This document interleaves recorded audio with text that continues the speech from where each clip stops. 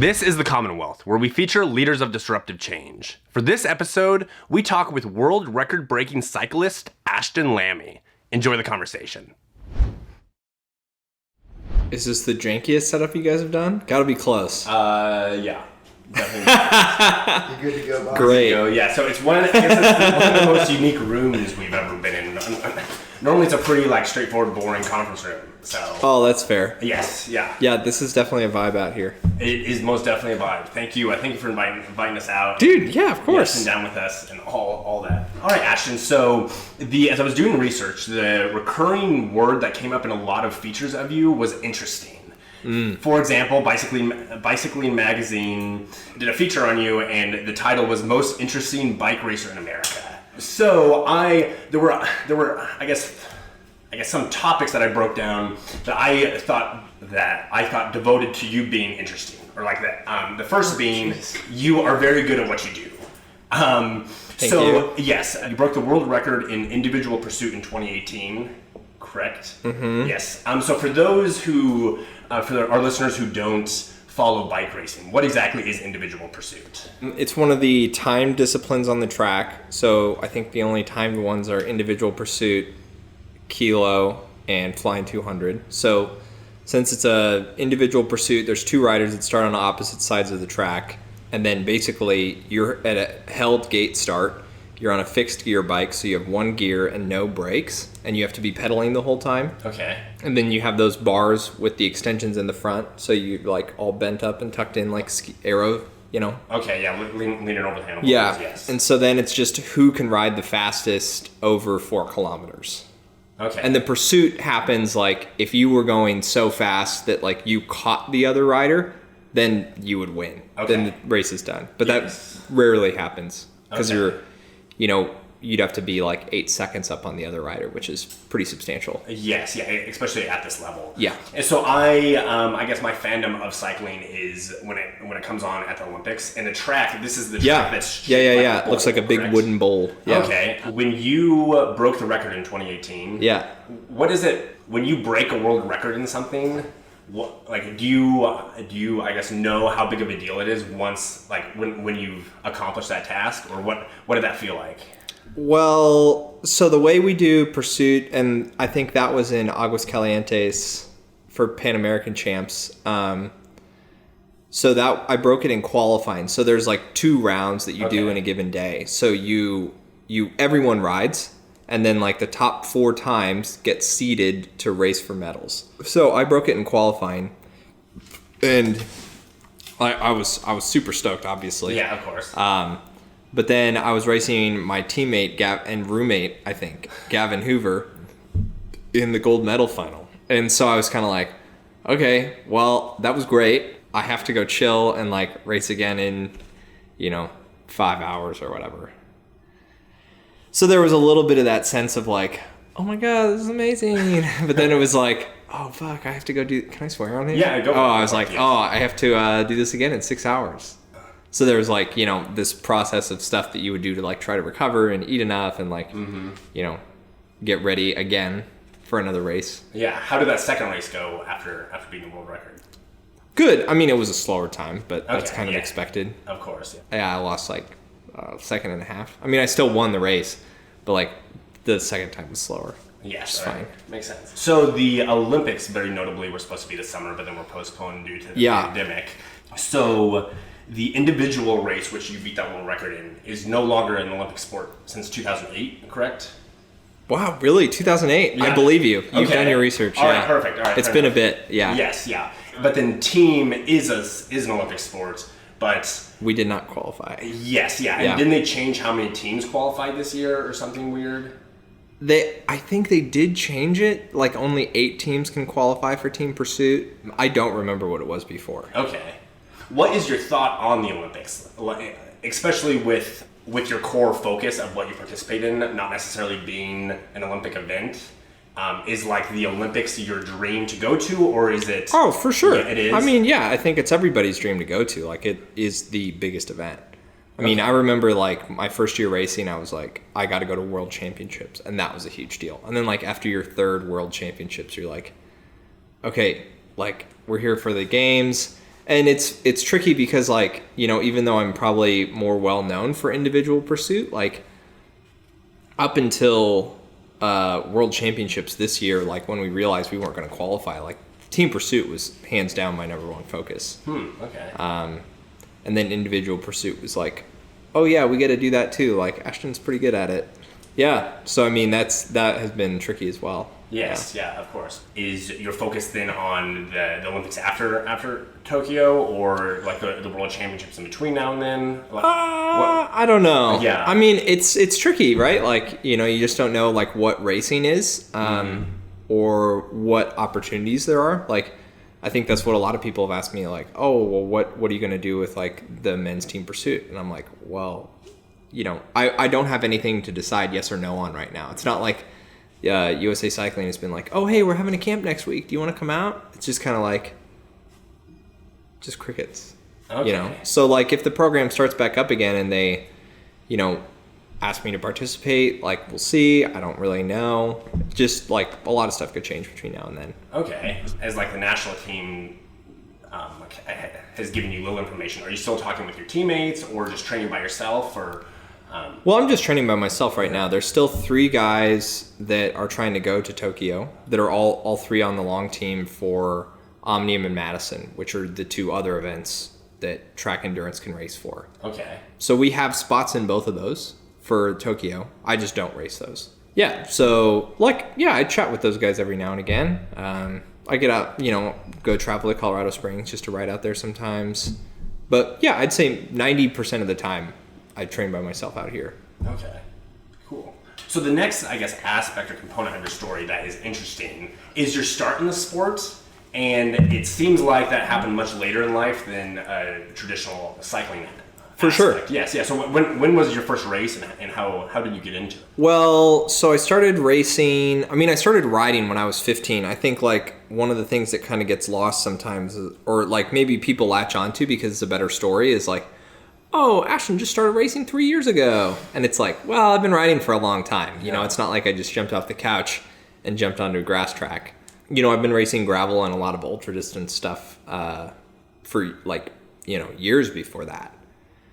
Because I would have gotten on the grass track the summer of 2016, I think. Because I won my first national title in 2017. Okay. So I lived down in Lawrence, Kansas. And, you know, got into gravel racing and everything down there. And, like, I've always been, like, a fairly muscular dude, at least by maybe not everyone's standards, but by cyclist standards for sure. Yeah. And so I was like, oh, you know, I wonder if there's, like, something I could do that's a little bit more power-oriented or, like, a little bit more strength-based instead of, you know, you look around an ultra-distance race and it's just these super wiry, you know, like, marathon runner-looking dudes. Yeah, I can believe it. And, yeah, so then I jumped on the grass track and had a lot of success, and then...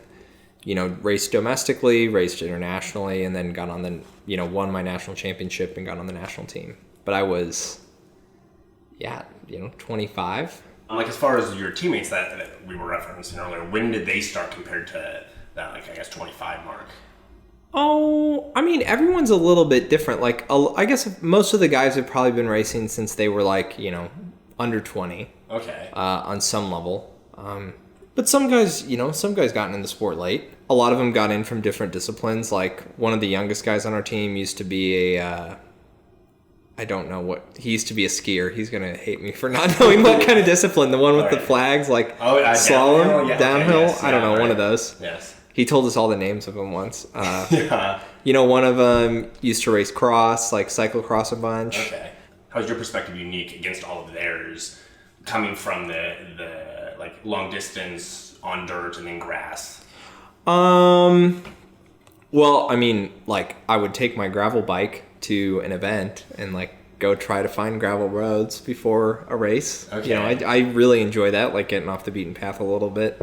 I mean, that's always been, like, they're all like, oh, you fucking nugget, like, what are you doing? You brought your gravel bike again.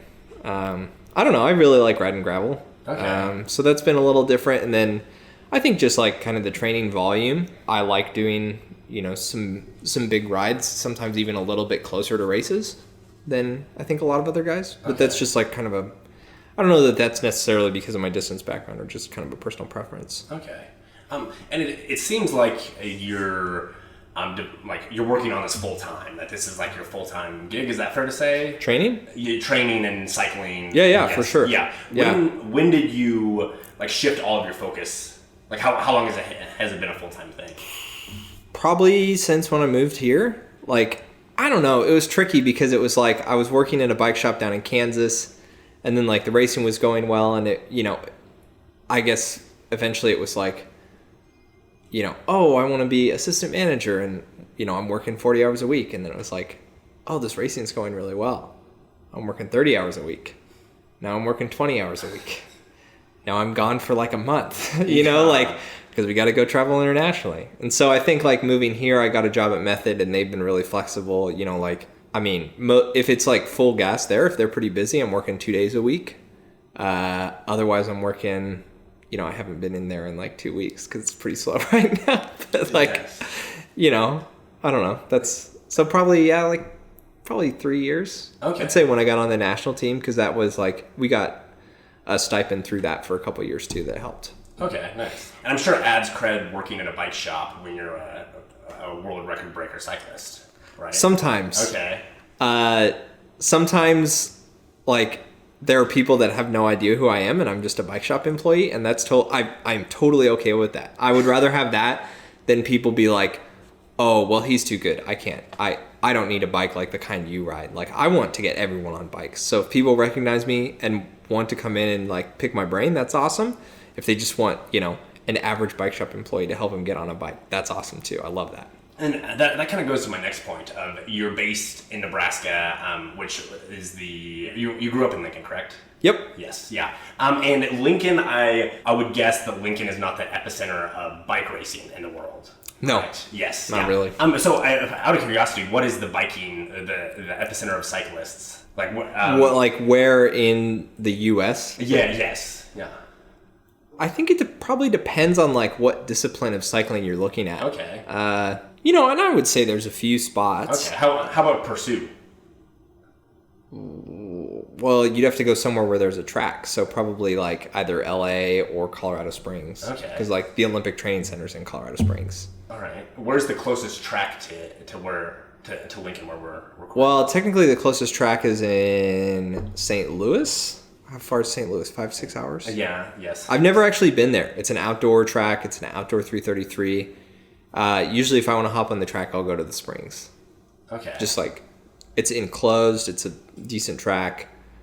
Like, I know where stuff is there. Mm-hmm. It's easy. How often do you make it back and forth to Colorado Springs? To me, it seems like you would want to train on the track. Well, right now I can't.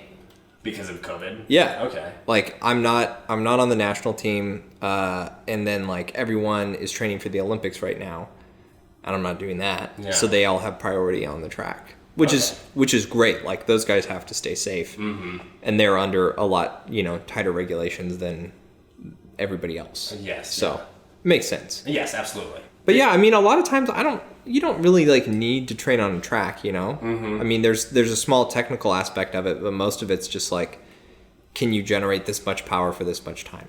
Great, okay. And like, I can do that here. Yes, yeah, absolutely. Why do you choose to stay in Lincoln of all places?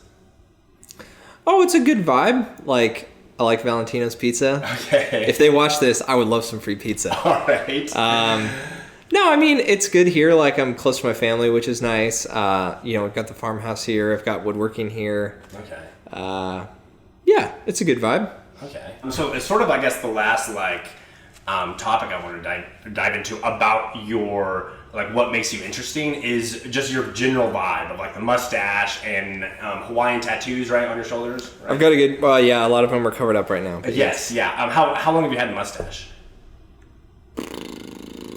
Oh, it's got to be coming up on, since I was a sophomore in college, so 2011. Okay. And do you groom yourself? I could not, if I tried my hardest, I could not grow anything nearly. Yeah, it takes a while, right? Yeah. I think the first time I grew it, it looked really bad for probably 2 or 3 months. Okay. But yeah, I mean, I don't wax it anymore. I used to wax it, and I just got too tired of it. So, Ashton, your coach one time gave the quote that one of your talents is your ability to endure. You push yourself farther than others are willing to go. How do you get into that mental state while riding? I don't know. I think you kind of just have to like shut off that little bit of doubt of like, oh, I can't do this, or I'm too tired today. I mean, like just this morning, you know, I did a power test yesterday, and then this morning I had gym, and I did like, you know, one of my warm-up sets, and I was like, God damn it, this is fucking hard. And I was like, well, it's just a warm-up set, like let's just put the plates on and like we'll just go and see what happens. And then like, of course, once I get into it, it's always fine. Mm-hmm. But like, it's a tricky balance between, you know, enjoying the suffering and enjoying the process and like really putting yourself in the ground, and then also like, okay, we need to make good life choices. Like, you know, if I would have just been like, oh, this weight feels terrible and I'm going to do it anyways, and like, you know, fuck my back up or something, then like that's not a good choice. Mm-hmm. But like there's kind of a middle ground there that's always tricky. Absolutely. Have you always had that mentality, even growing up, or was it a later in life thing that developed? Oh, I think I've always had that mentality. Like I remember really distinctively like one time when I was on a like kid's bike, I mean like 24-inch wheels, and I remember being like, oh, well, if I pedal as hard as I can up this hill, then like what happens? You know, like, you know, you work kind of hard and then you get out of breath, and most people are like, oh God, that's okay, that was pretty hard. And I was like, well, no, like what happens if I just keep going?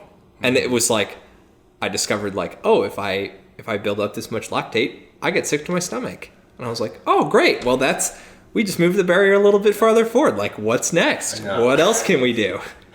And so I think I've like, you know, there's always, you get into it and you're like, oh, okay, I think I know what I have to do. But then like, you know, you find that space of like, oh wow, it's really this hard. And then it's like, you know, what do you have to sacrifice to like get that much further? Mm-hmm. Which is like, I think when I started this whole thing, I had no idea, and it sort of became apparent, and yeah, all right. Totally worth it. Yes, absolutely.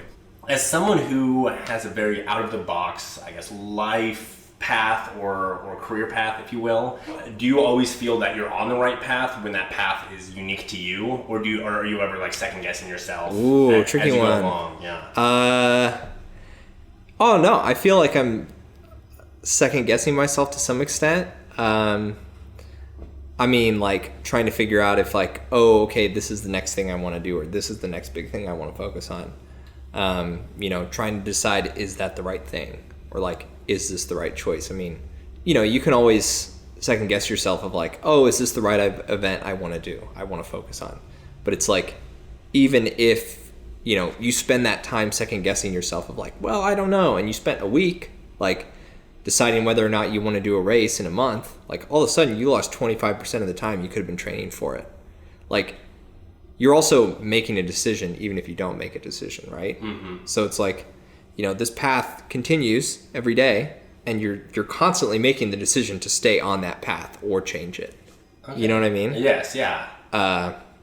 So I guess like I have this sort of, I don't know, like I have, you know, an ideal of what I want, and as long as I'm like chipping away at those things, even if it's just like, you know, I'm moving on the path towards where I want to be, like just an inch every day. It's like, you're still making progress, and like eventually you'll get there.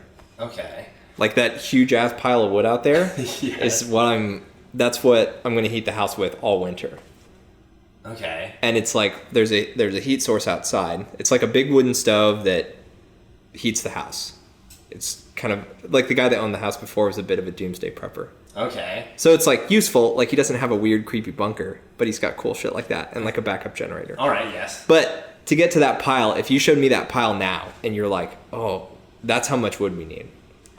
And then you're like, dude, that's a big task. But it's like, you just go out and you cut for 30 minutes. If, you know, maybe if you're feeling it, do like 2 or 3 hours. But it's never like, you know, at some point you're always choosing whether or not you're going to like get the wood pile or not. Yeah, I don't know if that makes sense. No, it does, and I appreciate the perspective. So, Ashton, how much longer is a traditional cycling career? Like how much longer do you think I can keep doing this? Yes.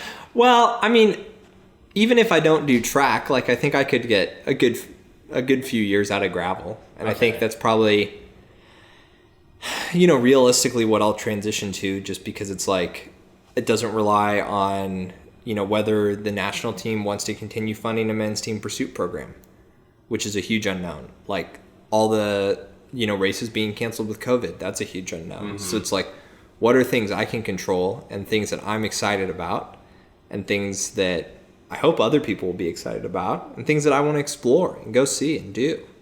And so it's like trying to sort of like build your own adventures and choose your own goals that are going to be achievable within the constraints that, exist.